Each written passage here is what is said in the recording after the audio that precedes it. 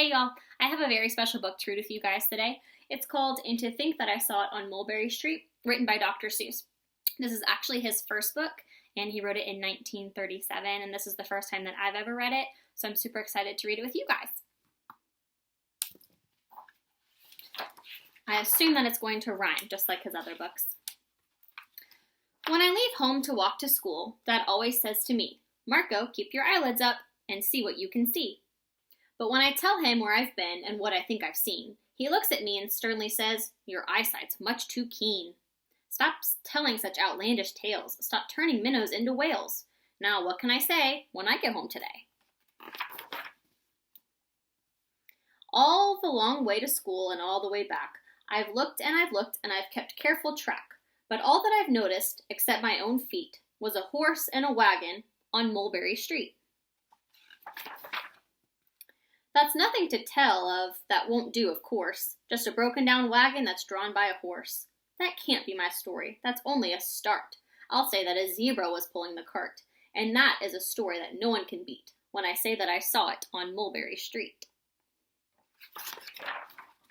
Yes, the zebra is fine, but I think it's a shame, such a marvelous beast with a cart that's so tame. The story would really be better to hear if the driver I saw were a charioteer. A gold and blue chariot's something to meet, rumbling like thunder down Mulberry Street. No, it won't do at all. A zebra's too small. A reindeer is better. He's fast and he's fleet, and he'd look mighty smart on old Mulberry Street. Can you see the reindeer? Hold on a minute. There's something wrong. A reindeer hates the way it feels to pull a thing that's on wheels. He'd be much happier instead if he could pull a fancy sled. A reindeer and sleigh. Say, anyone can think of that. Jack or Fred or Joe or Nat. Say, even Jane could think of that. But isn't it too late to make one little change? A sleigh and an elephant. There's something strange. I'll pick one with plenty of power and size. A blue one with plenty of fun in his eyes. And then, just to give him a little more tone, have a Rajah with rubies perched high on a throne. Say, that makes a story that no one can beat, when I say that I saw it on Mulberry Street. But now, I don't know, it still doesn't seem right. An elephant pulling a thing that's so light would whip it around in the air like a kite. But he'd look simply grand with a great big brass band. A band that's so good should have someone to hear it, but it's going so fast that it's hard to keep near it. I'll put on a trailer.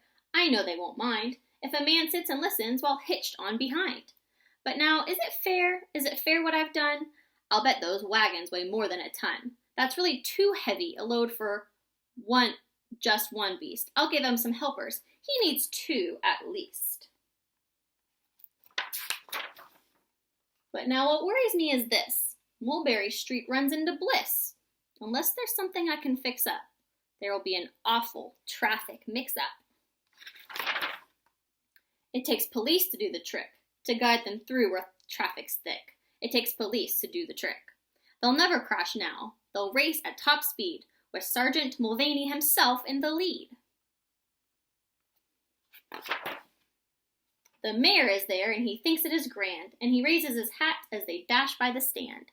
The mayor is there, and the aldermen too, all waving big banners of red, white, and blue. And that is a story that no one can beat when I say that I saw it on Mulberry Street. With a roar of its motor, an airplane appears and dumps out confetti while everyone cheers. And that makes a story that's really not bad, but it still could be better. Suppose that I add a Chinese man who eats with sticks, a big magician doing tricks, a 10-foot beard that needs a comb, no time for more, I'm almost home. Wow, look at all that.